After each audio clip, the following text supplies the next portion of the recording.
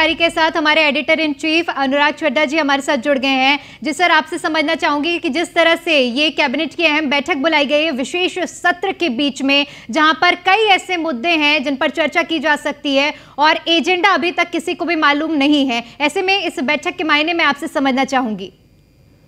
देखिए दीपिका, प्रधानमंत्री नरेंद्र मोदी और उनकी रणनीति ने चाहे विपक्षी हो या देशवासी या जो खबरनवीस यानी कि पत्रकार, सभी को पूरी तरह से दीपिका उन्होंने उलझा कर रख दिया है। कुछ दिन पहले ये निर्णय आता है कि भाई स्पेशल जो सेशन है पार्लियामेंट का वो शुरू होगा और उसमें कुछ देश के विकास के लिए, उत्थान के लिए बहुत सारे महत्वपूर्ण निर्णय लिए जाएंगे। अब ये सस्पेंस बरकरार है क्योंकि 2024 का चुनाव बिल्कुल नज़दीक है और भारतीय जनता पार्टी ने जो अपनी कैंपेनिंग है पूरी तरह से स्टार्ट कर दी है। और निश्चित तौर पर जब प्रधानमंत्री जब नरेंद्र मोदी कोई ना कोई एक एजेंडा कोई लाने वाले होते हैं, उससे पहले जो बग क्रिएट होता है वो पूरी तरह से विपक्षियों को परेशान कर देता है। और सबसे ज़्यादा दीपिका परेशान होते हैं हम जैसे लोग, क्योंकि पत्रकारों के पास अगर किसी खबर की जानकारी नहीं है या हम लोग किसी चीज़ का पहले से आभास ना लगा पाएँ तो कहीं ना कहीं हमारे पास भी हमारी भी चुनौतियाँ होती हैं। अब आप कैबिनेट की बैठक को देख लीजिए। आमतौर पर जो कैबिनेट की बैठक होती है, चाहे वो किसी स्टेट की हो या सेंट्रल की हो, तो जो भी कैबिनेट में शामिल होने वाले मंत्री होते हैं उनके पास कैबिनेट का एजेंडा पहले से ही पहुंच जाता है ताकि वो लोग अपनी तैयारियां करके आए। लेकिन इस कैबिनेट बैठक के बारे में किसी को दीपिका कोई जानकारी नहीं थी। किसी के पास जो कैबिनेट नोट होता है वो नहीं पहुंचा। आमतौर पर एक दिन पहले कैबिनेट का जो एजेंडा होता है जिस पर चर्चा होनी होती है वो पहुंच जाता है। उसके बाद कैबिनेट में जो भी महत्वपूर्ण निर्णय होते हैं उनको सर्वसम्मति से पास कर लिया जाता है। लेकिन आखिर कौन से ऐसे मुद्दे हैं, कौन सी ऐसी बातें हैं जो प्रधानमंत्री नरेंद्र मोदी ने अपने जो किचन कैबिनेट के लोग हैं उनसे भी पूरी तरह से गोपनीय बनाए रखी है। इसके अलावा जब भी कोई कैबिनेट में बड़े निर्णय लिए जाते हैं तो आमतौर पर मंत्री तो कुछ नहीं बताता, लेकिन जो उसमें कुछ ऑफ रिकॉर्ड जो चीज़ें होती हैं आमतौर पर हम लोग जो उनके ओएसडी होते हैं या पर्सनल सेक्रेटरी होते हैं दीपिका, उन लोगों से हम लोग पूछ लेते हैं। लेकिन इस बार उनको भी कोई हवा नहीं है, यानी कि सब कुछ सस्पेंस में है। एक महत्वपूर्ण चीज़ ये है कि जो भी कैबिनेट की बैठक होती है उसमें ब्रीफिंग की भी तैयारी होती है, तो उसके लिए बाकायदा जो एक पोस्ट है डीजीपीआईबी की, वो पूरी ब्रीफिंग की तैयारी करते हैं, उसका प्रेस नोट बनाते हैं और बाकायदा फिर उसकी डीजी जो पीआईबी होते हैं वो उसकी ब्रीफिंग की व्यवस्था करते हैं। लेकिन इस बार तो डीजी पीआईबी के पास भी कोई जानकारी नहीं है कि भैया कैबिनेट नोट में क्या क्या है, कैबिनेट के प्रस्ताव क्या हैं और ब्रीफिंग उसकी होगी भी या नहीं होगी।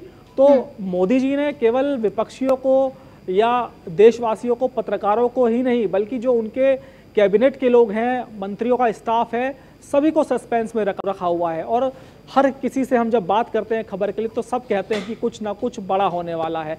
अब वो क्या बड़ा होगा ये बात तो मोदी जी और उनके जो गोपनीय लोग हैं वही जाने। फिलहाल सस्पेंस लगातार बरकरार है। कैबिनेट की बैठक शुरू हो चुकी है। इंतजार रहेगा कि जब ये कैबिनेट की बैठक खत्म होगी तो कौन से ऐसे महत्वपूर्ण निर्णय हैं जो जनता के सामने आएंगे। जो मेरे सूत्र हैं वो ये बता रहे हैं कि कैबिनेट ब्रीफिंग नहीं होगी और सीधे जो कैबिनेट के निर्णय होंगे वो कल पार्लियामेंट में रखे जाएंगे। अब वो क्या निर्णय होंगे मुझे नहीं पता दीपिका। बिल्कुल सर, जिस तरह से आप सस्पेंस का जिक्र कर रहे थे, ऐसे में ये भी बहुत बड़ा सवाल उठता है और कहीं ना कहीं देखा जा रहा है कि विपक्ष भी बहुत ज्यादा संदेहपूर्ण स्थिति में है इस बैठक को और सत्र को लेकर। देखिए दीपिका, जब प्रधानमंत्री नरेंद्र मोदी आज पार्लियामेंट में गए और उन्होंने मीडिया से बातचीत की तो उन्होंने इशारा कर दिया कि संसद का जो सत्र है वो छोटा जरूर है लेकिन ऐतिहासिक रहने वाला है।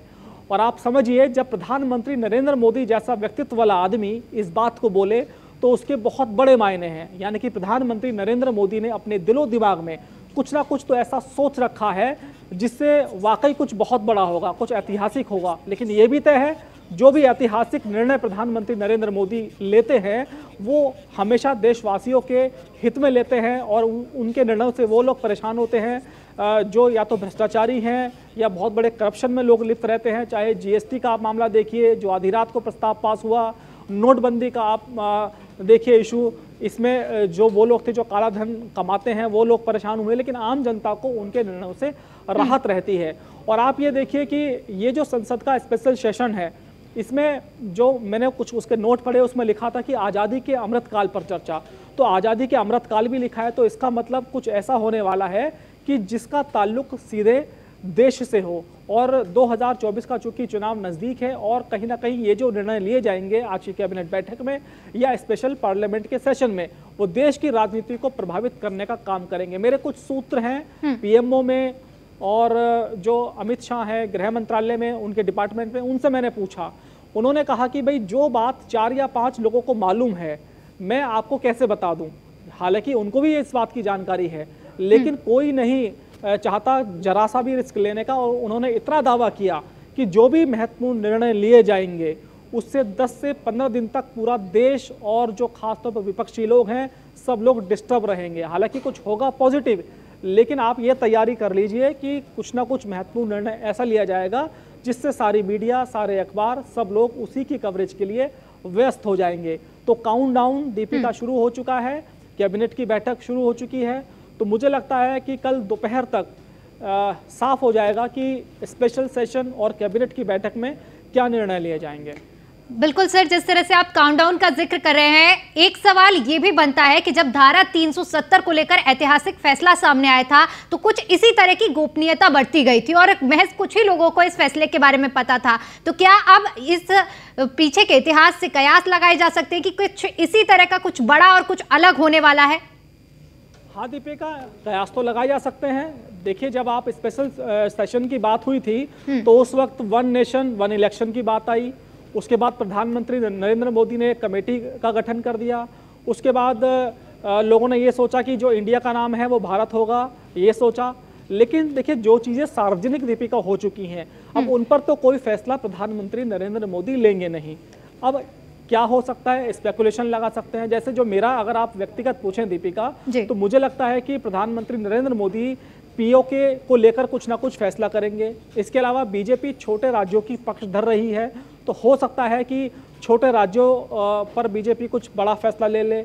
ये 2 ऐसे मुद्दे हैं जो मुझे लगता है कि मेरे दिमाग में चल रहे हैं, इनको लेकर मोदी जी कोई फैसला ले सकते हैं। लेकिन बात यही है कि जो कुछ हमारे और आपके दिलो दिमाग में चलता है, मोदी जी का दिमाग जो है उससे अलग चलता है।